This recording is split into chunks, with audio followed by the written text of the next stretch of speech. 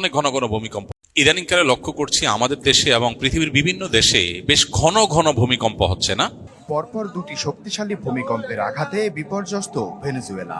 স্থানীয় সময়ে বুধবার বিকেলে ৩৯ সেকেন্ডের ব্যবধানে দুটি ভূমিকম্প আঘাত হানে। অনেক ঘন ঘন ভূমিকম্প হচ্ছে।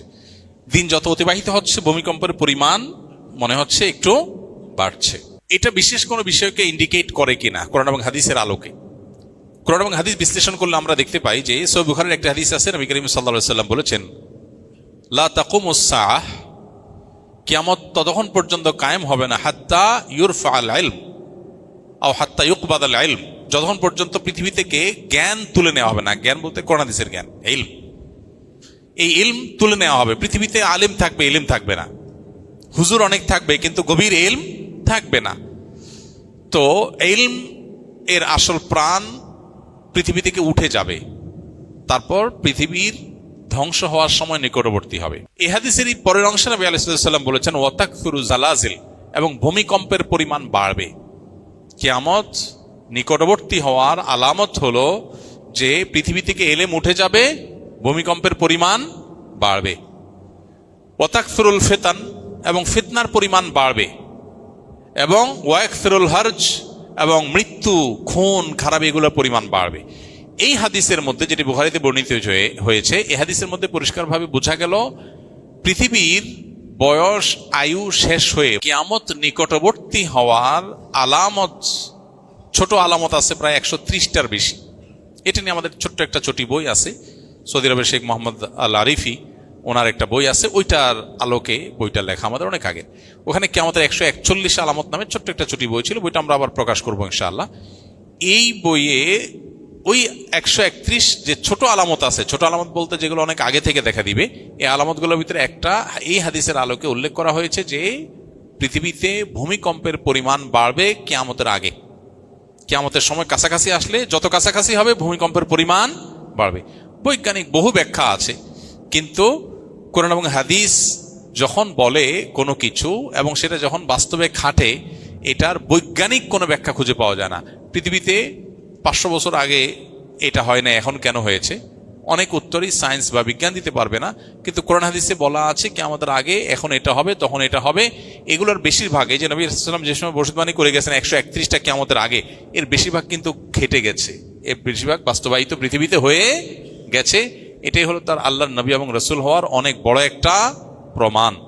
তো যাই হোক, পৃথিবীতে এই যে আপনার ভূমিকম্পের পরিমাণ বাড়বে, এটা কি আমাদের আলামতের মধ্যে থেকে একটা। আমাদের উচিত হলো ইস্তেগফার করা, আল্লাহর দিকে ধাবিত হওয়া, নির্মাণ সংক্রান্ত যে সমস্ত নীতিমালা আছে, গাইডলাইন আছে, সেগুলোকে ফলো করা। আমাদের কর্তৃপক্ষের উচিত হলো এ ধরনের, আল্লাহ না করুন, অনাকাঙ্ক্ষিত কোনো পরিস্থিতি আমাদের মতো এরকম ঘন বসতির এই শহরে যদি হয়, এই অনিয়ন্ত্রিত আপনার নিয়ম বহির্ভূত ভাবে বেড়ে ওঠা ভবনগুলোর শহরে যদি হয়, আল্লাহ না করুন, তাহলে কি হবে সেটা একমাত্র আল্লাহ ভালো জানেন। এই জন্য যথাযথ ব্যবস্থা গ্রহণ করা দরকার। হয়তো কিছুটা ব্যবস্থা গ্রহণ করাও হচ্ছে, কিন্তু অবশ্যই সেটাকে আরো জোরদারভাবে, জোরালোভাবে করা দরকার, যাতে আল্লাহ না করুন কোনো বড় ভূমিকম্প হলে, কোনো বিপদ হলে আমরা যেন একে অন্যকে উদ্ধার করার রাস্তাটা অন্তত খোলা থাকে। এক্ষেত্রে নির্মাণ বিধিটা আমাদের সবারই মেনে চলার চেষ্টা করা দরকার। আপনারা যে মসজিদে বসে আছেন, আসুন্নাহ ফাউন্ডেশন মসজিদ কমপ্লেক্স, আলহামদুলিল্লাহ, এই মসজিদ নির্মাণের শুরুর দিকে যখন আলোচনা হয় যে আমরা এটাকে কিভাবে নির্মাণ করব, তখন আমাকে অনেকে বলেছিল যে ঢাকায় মসজিদগুলোর জন্য প্ল্যান পাস করতে হয় না, রাজুক থেকে প্ল্যান পাস করতে হয় না, আমরা এটার জন্য প্ল্যান পাস করার দরকার নাই, যে পরিমাণ জায়গা ছাড় দিতে হয় এগুলো মসজিদের জন্য লাগে না, কেউ দেখতেও আসে না, এটা নিয়ে কড়াকড়িও করে না, এটা সয়ে নেয়, সহনীয়। এটা আমি বললাম না, এটা আমি কেন করব? নির্মাণ বিধি মেনে চলা সবার নিরাপত্তার জন্য দরকার। তো নিরাপত্তার জন্য দরকার যেটা, শৃঙ্খলার জন্য যেটা দরকার, সেটা মেনে চলার শিক্ষা ইসলাম দিয়েছে। সেটা মসজিদ তো আগে পালন করবে। মসজিদ কেন ভায়োলেশন করবে? মসজিদকে কেন ভায়োলেশন করানো হবে মসজিদকে দিয়ে? এটা তো উচিত হবে না। বলে যে না, ভায়োলেশন করলে আমরা অনেক বেশি জায়গা পাবো, অনেক বড় করতে পারবো, আমরা একটু ছোট হোক। আপনার দেখেন ডানে অনেক জায়গা, বামে অনেক জায়গা ছাড়া হয়েছে, দেখবেন অনেক জায়গা ছাড়া হয়েছে, বলে এগুলো নেওয়া যায় তো ভিতরে। আমরা না, নেওয়ার দরকার নেই। আল্লাহর ঘর, এখান থেকে মানুষ নীতি এবং আদর্শ শিখবে। এখান থেকে যদি ভায়োলেশন শিখে, তাহলে মানুষ শিখবে কোত্থেকে? শুধু ওয়াজ থেকে শিখবে? মসজিদ নিজেই তো, মসজিদের অবস্থান থেকেও তো মানুষ শিখবে। তাই আমি বললাম না, এটা হতে পারে না। আলহামদুলিল্লাহ, আমরা বললাম যে বাংলাদেশে কোন মসজিদ আপনার প্ল্যান পাস করছে, কে করে নাই, কোন মসজিদকে দিয়ে মসজিদ কমিটির লোকজন ভায়োলেশন করছে আর করে নাই, এগুলো আমাদের জানা নাই। তবে আমরা এগুলোকে সঠিক মনে করি না। যেটা মানুষের জন্য কল্যাণকর সেটা করলে আল্লাহ সওয়াব দেন, যেটা মানুষের জন্য ক্ষতিকর সেটা করলে আল্লাহ গুনাহ দেন। অতএব একজন ইমানদার তিনি কোন অবস্থাতেই মানুষের জন্য ক্ষতিকর কিছু করতে পারেন না। মসজিদ শুধুমাত্র নীতিবাক্য বলার জায়গা না, মসজিদ থেকে নীতিবাক্য প্রতিষ্ঠার জায়গা। আমি গ্রামে গিয়েছি গত 4-5 দিন আগে, চেয়ারম্যান সাহেব আসছে দেখা করতে। চেয়ারম্যান সাহেব আমাকে বললো, ভাই একটা বিপদ। কি? বলো যে আমাদের ইউনিয়নের পাশ, ঠিক বর্ডারে পার্শ্ববর্তী ইউনিয়নের একটা কেস আমার কাছে আসছে। তো সেখানে এলাকার লোকজন, একজন অসহায় মহিলা, তার জায়গা কিছু একটু ঝামেলা জায়গাতে আছে, ঝামেলা আছে দেখে ওইটাতে মসজিদ বানায় ফেলছে। এখন সবাই নামাজ কালাম পড়তেছে, মহিলা ভয়ে তো আর কিছু করতে পারে না। ওটা এখন মসজিদ হওয়ার কারণে সবাই ওইটার প্রতি খুব সিম্প্যাথি, হ্যাঁ মসজিদের জায়গা রক্ষা করতে হবে, তাহলে আল্লাহ খুশি হবে। মসজিদের জায়গা রক্ষা করতে গিয়ে যদি মহিলার 2টা ধাক্কাও দেওয়া যায়, যেহেতু আল্লাহর ঘরের জন্য লড়াই করবো, তাহলে কি হবে? আল্লাহ খুশি হবে। তো চেয়ারম্যান সাহেব আমার কাছে আসছে, ভাই এই হলো ক্রাইসিস এলাকাতে। আমি বলি যে আল্লাহ তো খুশি হবে না, আল্লাহ মায়েরার 2টা বাড়াই দিবে, ওইটারে সম্ভাবনা আছে। কেন? কারণ আল্লাহ যদি জিজ্ঞেস করে, বেটা তুই নিজের জন্য চুরি করলে একটা ব্যাপার হইতো, তুই আমার ঘরের জন্য চুরি করছস, মানে মসজিদে তুই আসামের কারগা দরকার করছিস, তা মাইতো তো ডাবল হবে।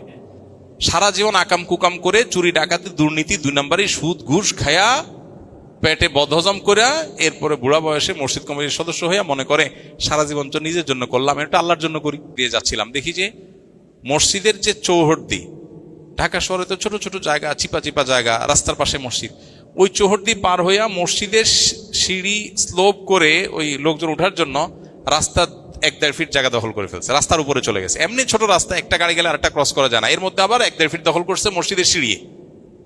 কেন? সিঁড়িটা একটু ভিতরে দিলে কি হইতো? মসজিদে একজন লোক কম দাঁড়াইতে পারতো, কিন্তু রাস্তাটাতে দখল হইতো না।